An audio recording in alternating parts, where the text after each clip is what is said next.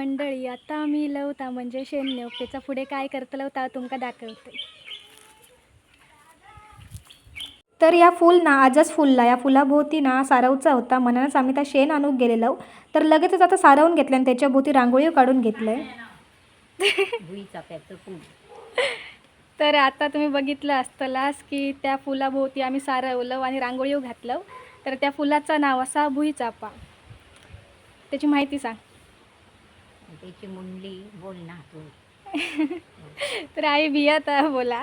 तर त्याची मुंडली असताना ती गालगुंड आणि येतात ना त्याच्यावरती औषधी असतात तर ती त्याला लावतात.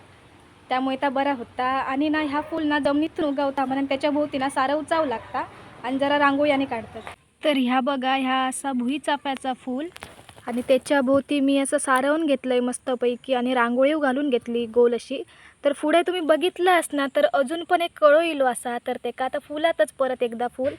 तर तुमका व्हिडिओ कसं वाटलं ह्या नक्की सांगा. तर मंडळी तुमका आता कळलं आता कसला फूल असा तर ता फूल असा ता म्हणजे भुईचाफ्याचा.